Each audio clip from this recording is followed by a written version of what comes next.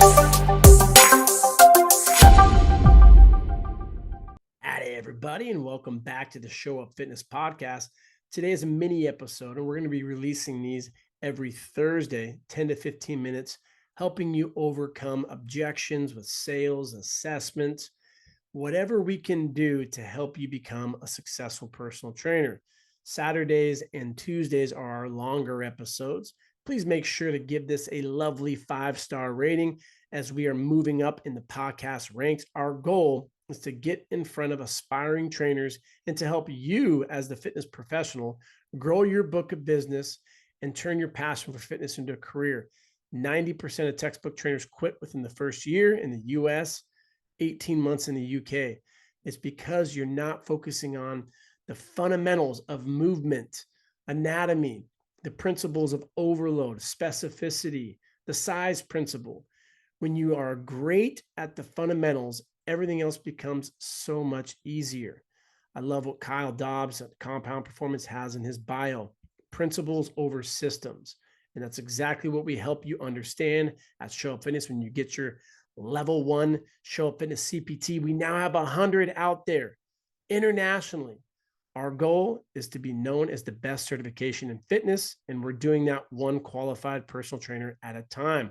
So before we get into overcoming the sales objection of I need to speak with my significant other, let's talk a little bit about our Show Up Fitness strength and conditioning and wellness standards. Now, these are things that I've created to challenge trainers. These aren't for your clients, they're for you as the trainer to constantly be striving to become better. Can you look at the mirror and say, you know what, I'm in the best shape of my life and I'm proud of it? If you're not, that's okay. That's the beautiful thing about exercise. You are competing against yourself. So get out there. If you can't do 15 pull-ups as a bro and you're a trainer, focus on that. As a hunkette, you should be able to do 5. And if you're not able to do it, start doing these regularly. You may come across some knickknacks at your elbow if you're doing pull-ups every single day. That's why we partner with some of the best therapists in the game, like the Prehab guys and their app. If you do not have that annual subscription, their exercise library as well, we have a unique partnership with them where you can get both of those, which is normally well over $450 for 300. And that is going to level you up as a trainer. Don't go waste money on a corrective exercise cert. That doesn't do jack for you. Understanding the fundamentals does. And then having a source like that will help you deal with any shoulder, elbow, wrist issues that may come up if you're doing a bunch of pull-ups. One of my buddies, Dr. Waterbury, if you've been living under a rock and you don't know who he is, he's one of the top therapists in the game.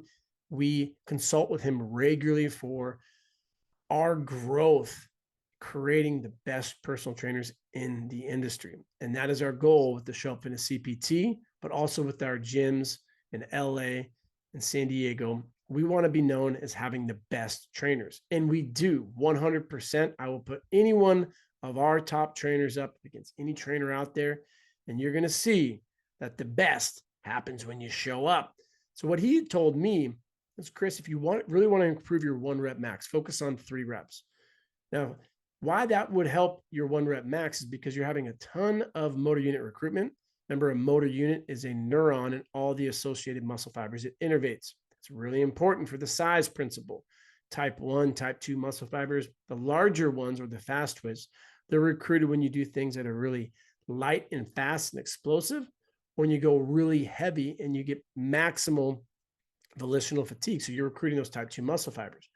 And so when we would train at our Santa Monica gym, we consistently would do sets of 3, and then you rest 3 to 4, 5 minutes, and you repeat for 3 to 5 rounds. And that really helps you overcome that 1 rep max. And so if you're trying to hit 15 pull-ups, you can also get a lot of endurance by focusing on those 3. And that was interesting when he told me that. So if your goal is to hit 15 pull-ups, and right now you're at maybe 8 or 10, add some weight and focus on 3 reps, and you're going to see your endurance is going to increase as well.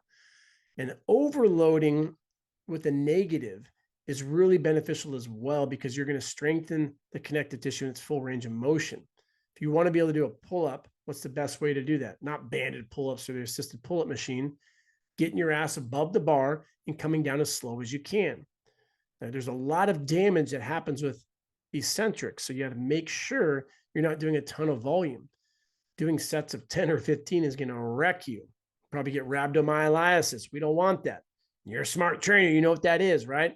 Doing too much too fast, not being hydrated properly, working out in the heat.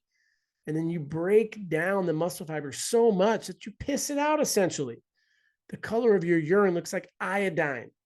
That's because you're breaking down the muscle fibers so much that your kidneys can't process it.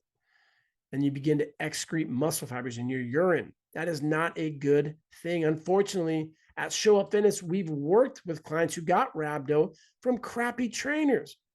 We had this one lady, her name was Heather. I remember vividly when I was training her and up in our Dublin spot, and it's in the Bay Area.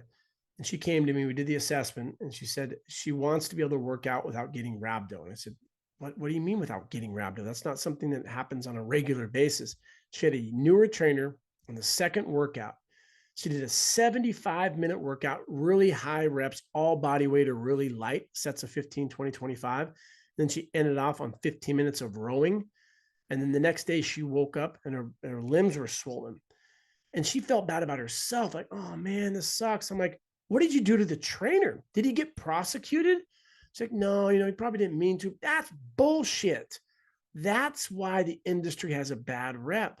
Too many trainers are out there doing these idiotic workouts, high volume, really high intense, annihilating clients, and they're getting hurt. They're getting rhabdomyolysis, which is a term typically used in hospital settings when a nasty event happens in a building, some concrete slab falls in you, crushes your leg. That's when we experience that situation the most, that condition.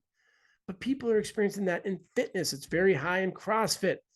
That is not normal. Qualified coaches like you, our clients will not experience that. So make sure when you're doing eccentrics, you keep the load respectable within that capability of the individual. But if you are strong, you've been training for a while, heavier eccentrics are great to strengthen the tissue. So for example, I was at Equinox today, decided to toss around the 75s on a curl. It's always cute when you see a trainer over there, someone who's bouncing on a Bosu ball and my arms are bigger than their legs. I love curling. That's my one bro meathead thing. So I love to see how much I can do for one rep. I've never done it with a client, nor would I ever, but I want to be able to hit 80s. And so I cannot curl the 75s for one rep. So what I'll do with my left hand, I'll bring the dumbbell up to my shoulder and then eccentrically control it down with my right. I'll do that for 2 or 3 reps. And what that does is expose the nervous system. The motor units are getting exposed to that load that it will be able to do. What's the best way to be able to do a push-up? Focus on the eccentric. It's the best way to be able to do a pull-up. Focus on the eccentrics. Where you have a load that you can move, but if you cannot overcome the inertia of gravity and push through that or pull through it, then going heavier and focusing on good form and controlling the eccentrics will help you overcome that as well. So give that a shot.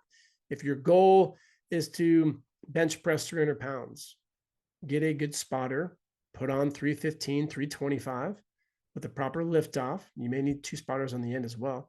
Control it down, touch the chest, help them up. And that's one of the best ways to overcome that. I wrote a great article on stack.com, over 100,000 views. And I talk about benching 315. Back in my glory day when my hair was down to my nipples, I wrote a good article about that. I'll put it into the YouTube here. You can read that. So that is the WOD of the day for Show Up Fitness. Now let's transition into helping you overcome a common objection, which is, I need to speak to my significant other. I was at a big gym the other day, and I always have my headphones in, but rarely do I have music going. If I do, it's typically country or classical, depending on my mood. And so what I overheard was this client say, I need to speak to my significant other. And the trainer said, oh, that's fine. That's great. And that was it. My eyes got big. I'm like, that's a missed opportunity. That was an opening for that client to get out of the situation. Are they going to speak to their significant other? Sure. Hey, honey, I was hoping that I can work with the trainer at Equinox. It's going to be $2,800. Imagine what that significant other is going to do. Yeah, no, that's not going to happen. Go to F45, even though their stock tanked and they're going to take themselves off the Dow or the NASDAQ, whatever they're on. It's less than 20 cents now. Come on. F45, what are you doing? They're delisting their stock, but you could go to their gym for a $250 membership for the month. Why would you waste that much money on a trainer? So you need to coach the client up. So one of the things that we're vetting at our gyms in LA and also La Jolla is a better onboarding process. I have failed as a leader, as an owner of gyms, and the owner of Show Up Fitness by having a very lackluster onboarding process. I recognize that within a swift analysis. That's a weakness. We now need to make it a strength. And so we're going to go through the 10 checkpoints of human movement, and we're going to have a very thorough assessment process that trainers need to be able to ace. Like if you've been watching the medical shows, for example, and the lead physician is walking down the hallway and they'll pick up a random folder and they're going to say, oh, lupus, what would you do? Pick up something, stroke, what would you do? And the interns need to be able to answer on the spot. That's what we're going to have with our onboarding process. Client has low back issues. Come up here, tell us what you would do. How would you assess them? How would you screen them? What would be things that you would do, not do? You need to be able to answer that on the spot for the ankle, the knee, the hip, lumbar region, thoracic, cervical, shoulder, elbow, wrist, breathing mechanics. And so we're going to have Dr. Waterbury be part of that vetting process. If you want to become the best, get the best therapist in the world on your team to do it for you. And that's exactly what we're doing at Show Up Fitness. And so we were having a conversation today about how we can level ourselves up. And this was a conversation of how do you overcome that objection? And so the role playing went like this. I said, awesome. I would love to help you with that. But let's be honest. If you go home and tell your significant other that you're going to be working with the best trainer in the world, they're as good looking as me, I was pretending like it was a female client. What do you think your husband's going to say? What do you think your boyfriend's going to say? They say, pull up his Instagram. And if you are the trainer who is pitching this to your client and your Instagram's full of shirtless photos, do you think that that person's going to want their significant other working with you? Hell no. So you got to role play with them. Oh, I totally understand you want to talk to your significant other to make sure your finances are managed properly. Totally understand that. Let's go through a quick little role play just to help you overcome any objections they may have. Because what I would potentially see is something like this. You go home, your significant other's stressed out from the day, you pitch to them at the wrong time, they're not in the mood, and they're going to say, why don't I just train you? Or why don't you go get a program online? Because they don't understand the value because they're not here like you are. Did you find today's workout valuable? Pause, smile. We're not pushing here. We're helping. So you wait for that client to confirm that, yeah, this was a hell of a workout. Now, mind you, if you're not that great of a trainer, that could just be an out for the client. I need to talk to my significant other. Boom, they're gone. They're going to ghost you. So if the workout sucked, I can't help you on that. I'd be willing to bet a lot of times that's probably the case. But in this case, you're a great trainer. You pitch it to your client and say, I want to speak with my significant other. Awesome. Totally understand. Let's go through a role play. And then I'm going to help them overcome the objections from the significant other. And timing is everything. If you really, really want this, I'll ask my client, what's your client's favorite drink? If it's whiskey, is it beer? If the significant other is male, he likes a certain beer, go get him a 6-pack. Ask him what he'd like for dinner. Buy him dinner that night. So as you're sitting down and you're enjoying each other's company, say, hey, babe, I had an awesome day today. I met with a trainer at wherever you're at. One of the best trainers I've ever worked with. And I know for a fact they're going to be able to help me get my goals. I'm really excited to start working with them. It's going to cost X amount. I just wanted to be truthful with you that this is something I'm going to invest in because it means a lot to me. Now, the significant other is in a good position to be, oh, you know what?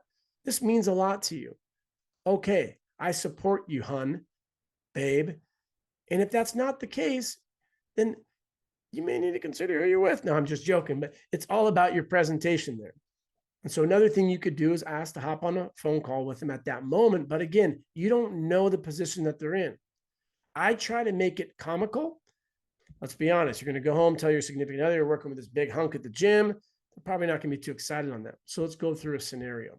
I love the sitcom Rules of Engagement with David Spade and Putty from Seinfeld. He's the married dude, and David Spade's like the player. And then the other couple is this newlywed. They just got engaged. And so he's Putty, the guy from Seinfeld, his cool voice. He comes home from work and his wife's super excited. And she comes in, oh my God, babe, I got this great deal. This makeup's $80. And she gives him this tiny little encasing. And he looks and he goes, what's in there? $75? He didn't see the value in it, but she did. And so that's something you need to help your significant other understand, that this is an investment long-term for us. Another thing I've done in the past is set up expectations for a future event that you both can go on. Hey, babe, we should plan a trip together. Where do you want to go? You want to go to the Maldives, whatever. I'm terrible at pronunciations on those. Great. How about we schedule it 9 months from now? And I want to look the best that I've ever looked before. So what I'm going to do to prep for that trip is I'm going to hire a trainer. And this is how much it's going to cost. This is what I'm going to do in order to go on this trip. Okay, thank you. And you smile because that's what you want. If they're using it as a scapegoat, you're not going to overcome it. How do you know? Because your client, if their body language is, yeah, I got to get out of here and speak to my significant other, and you really know if they ghost you. So if you present your sales package to a client and they come up with, I need to speak with my significant other, be prepared to help your client overcome that objection by speaking to the significant other as a role play. I'm going to be your husband. I'm going to be your wife. And let's go through what's going to potentially happen. And you will be able to overcome that objection. You need to ask your clients to sit down and role play with you. Hope you guys like today's podcast, helping you overcome objections, get better at sales. The average trainer closes at 25%. Oh my gosh, that is not the best. Pathetic, but that's okay. You don't have the foundation. Level yourself up, get great, become an elite at anatomy programming, the principles, overloads, said principle, the size principle. Check out Henneman's size principle. Dr. Waterbury has a very good NSCA talk on that. Talks about motor unit recruitment. So invest into yourself by learning the foundations. Shoot us messages on things you want to hear more about so we can get you to that level 75+% like we do at Show Up Fitness. Please leave us a 5-star rating, DM me on Instagram, comment on YouTube.